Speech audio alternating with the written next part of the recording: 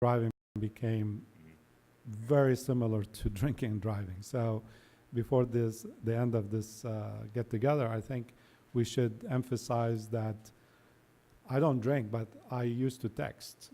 And no more texting and driving, because split second and what happened to Amy's family would happen to my family or somebody else's family. So, and you're not under the influence of anything, just you're taking your attention off your steering wheel. And I saw similar videos, shocking videos about texting and driving, and it's as horrific. And I would guess the list of the worst 20 things decisions you've ever made would include things that you put in a text. So. Yes. Actually, I have a question.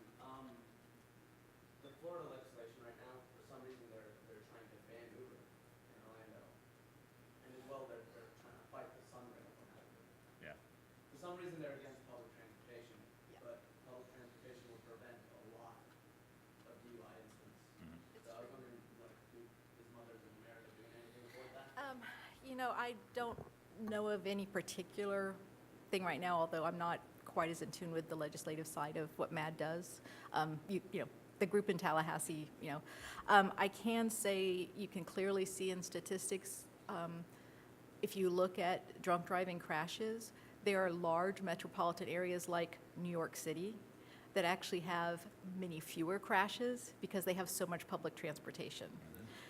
Right. So, you know, I believe public transportation of any type. Now, I will say, I think all those things are great. I would just be a cautious consumer. You know, there are some people who say don't use Uber because they don't get background checked. And, you know, well, you know, just be cautious. You know, I'm a single woman. If I'm out on my own, I'm going to try to make a plan ahead of time that's very comfortable for me. If I'm with a group, maybe I don't mind calling someone I don't know for a ride. Basically a taxi or Uber or Lyft or anybody. So yeah, I think public transportation of all those types really can be an effective tool. But like anything else, just, you know, be cautious. And you know, it's all about the tax rolls and how much money is coming into the coffers of the cities. And, you know, they have the existing structure with the taxis, and it's about money right now. At some point, I think that will all just, especially with demand, will overwhelm that. Okay, so one last question, Chrissy? Well, I was just going to ask if you could speak a little bit about the big walk coming up on Saturday. Sorry, it's summer. Must be done. You said things we can do to start moving as well. Sure.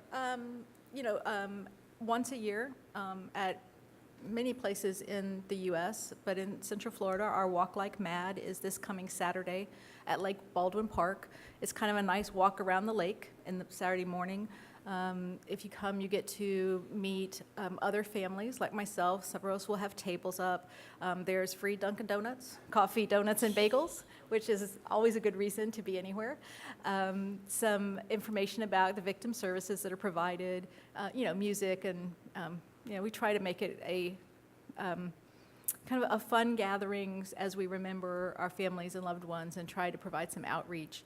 And it is a fundraiser. I will tell you, as someone who received services from MAD, I appreciate that those services were available for me. I mentioned our court process was 2 years. That's actually very quick. If you've never been in a court process, they can take much longer than that. And every single hearing, my MAD victim advocate was there. When I couldn't be there, she was there and told me what happened. When I could be there, she met me at the door. She sat with me. She made sure I got back to my car okay. She explained everything that was happening because that's part of their job, is to understand the court process. And as someone who had never been in a court process and was in one of the worst periods of my life, I needed that hand to be held. And that's part of why I continue to help with the fundraising arm, is to be able to provide that for other families. You know, we hope that one day we won't have to do any of this and we'll just fold, and that will be just awesome. But until that day comes, you know, we keep trying to do all that outreach to help all the new people that come in. And, you know, our crash was in Pinellas County over in St. Pete.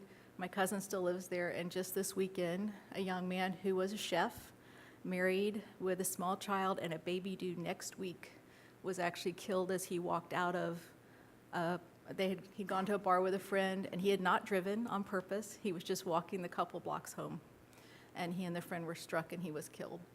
So unfortunately, every day there's a new person to be helped. But, feel free to come out and walk with us, come see what's happening.